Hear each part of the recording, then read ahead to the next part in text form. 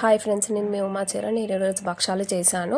దీన్ని బొబ్బట్లు కూడా అంటారు, కాకపోతే మా సైడ్ అయితే మేము భక్షాలనే అంటాము. దీన్ని 1.5 కప్ పప్పు తీసుకున్నాను. మంచిగా వాష్ చేసుకొని ఒక కుక్కర్ తీసుకొని దాంట్లో వాటర్ పోసి కొంచెం పసుపు కొంచెం ఉప్పు వేసి మంచిగా కుక్కర్ విజిల్కి పెట్టుకున్నాను. ఇది ఉడికేలోపు ఒక జల్లెడ తీసుకొని 2 కప్పుల గోధుమ పిండి, 1 కప్పు మైదా పిండి తీసుకున్నాను. నేనైతే ఇలా మంచిగా పలసగా కలుపుకోవాలన్నమాట. గట్టిగా ఉండకూడదు పిండి అనేది. ఇట్లా మంచిగా వాటర్ పోసుకుంటూ ఇట్లా పలసగా కలుపుకోవాలి. చేతిలోకి అతుక్కోకుండా కొంచెం ఆయిల్ కూడా అప్లై చేసుకోవచ్చు. ఇలా కలిపిన తర్వాత పక్కకు పెట్టుకొని ఒక కొంచెం బెల్లం తీసుకొని ఇలా తురుముకోవాలి. ఆలోపు మన పప్పు ఉడికిపోతుంది.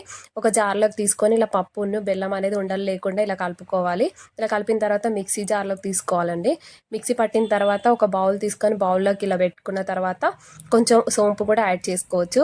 సోంపు అది ఆప్షనల్, యాడ్ చేస్తే యాడ్ చేయొచ్చు. యాడ్ చేసిన తర్వాత కొంచెం చేతికి ఆయిల్ అనేది అప్లై చేసుకొని కొంచెం పిండి తీసుకొని ఇలా చపాతీ టైప్ చేసి పప్పు ముద్ద అనేది మనం మంచిగా ముద్దలాగా చేసి ఇలా పెట్టుకొని ఇట్లా మంచిగా స్మూత్గా అంటూ ఉండాలి. ఎప్పటికప్పుడు ఆయిల్ అనేది అప్లై చేస్తూ ఉండాలి. దీన్ని మంచిగా ఇట్లా పలుసగా స్మూత్గా చేస్తేనే పిల్లలకి తినడానికి ఈజీగా ఉంటుంది.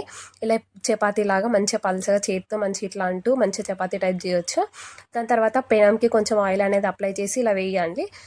అంతే, వేడి వేడి భక్షాలు అనేది రెడీ.